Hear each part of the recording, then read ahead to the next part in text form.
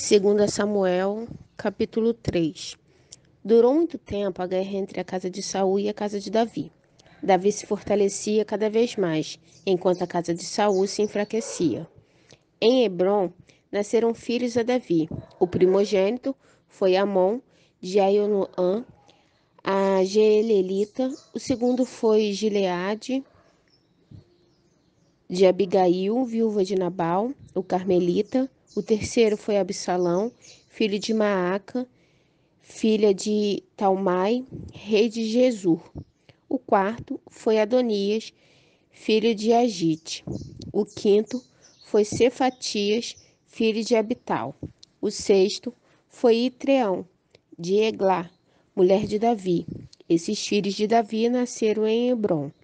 Enquanto durou a guerra entre a casa de Saul e a casa de Davi, Abne se tornava cada vez mais poderoso na casa de Saul. Saul teve uma concubina chamada Rispa, filha de Aiá. Isbosete perguntou a Abne: Por que você tem relações com a concubina do seu pai? Abne ficou indignado com as palavras de Isbosete e disse: Sou eu um cão a serviço de Judá? Ainda hoje sou fiel à casa de Saul, seu pai, e aos irmãos e amigos dele, e não entreguei você nas mãos de Davi.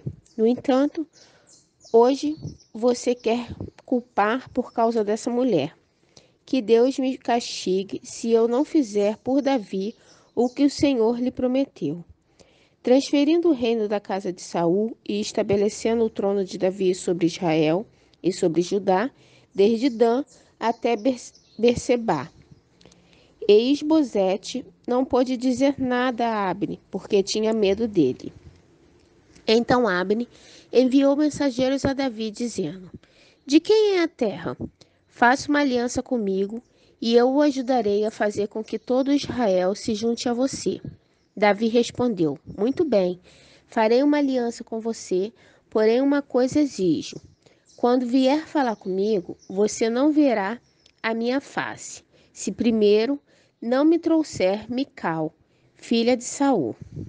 Davi também enviou mensageiros a Isbosete, filho de Saul, dizendo: Dê-me de volta a minha mulher Mical, para poder casar com ela. Dei como pagamento 100 prepúcios de filisteus. Então Isbosete mandou tirá-la do seu marido Paltiel, filho de Laís. Seu marido a acompanhou, caminhando e chorando atrás dela, até Baurim. Então Abne disse a ele: Agora vá e volte para casa. E ele voltou. Abne falou com os anciões de Israel, dizendo: No passado, vocês queriam que Davi reinasse sobre vocês. Façam isto agora, porque o Senhor falou a Davi, dizendo: Por meio de Davi, meu servo, livrarei o meu povo das mãos dos filisteus e das mãos de todos os seus inimigos.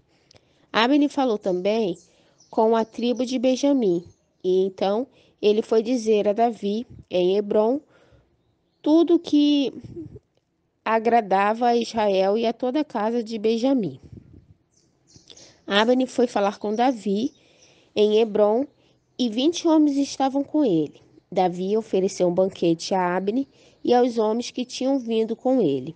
Então Abne disse a Davi: Eu me levantarei e irei para juntar todo Israel ao rei, meu senhor, para fazerem aliança com o rei, e meu senhor reinará sobre tudo o que quiser.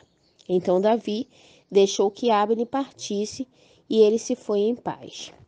Eis que servos de Davi e Joabe vieram de uma investida e traziam consigo grande despojo. Mas Abne já não estava com Davi em Hebrom, porque este o havia deixado ir embora, e ele tinha ido em paz.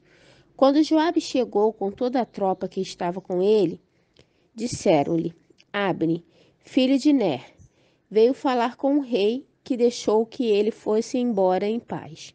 Então Joabe foi falar com o rei e lhe disse: O que foi que o Senhor fez? Eis que Abne esteve aqui e o Senhor o deixou ir embora. Agora ele se foi.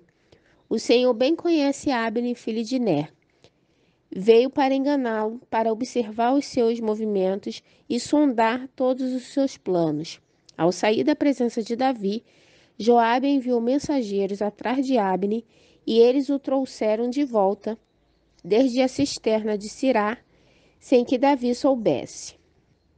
Quando Abner voltou a Hebrom, Joabe o levou para um lado do interior do portão da cidade, para lhe falar em segredo, e ali o feriu na barriga. E assim Abner morreu por ter derramado o sangue de Asael, irmão de Joabe. Depois, quando Davi ficou sabendo, disse: Eu e o meu reino somos inocentes diante do Senhor para sempre do sangue de Abner, filho de Ner.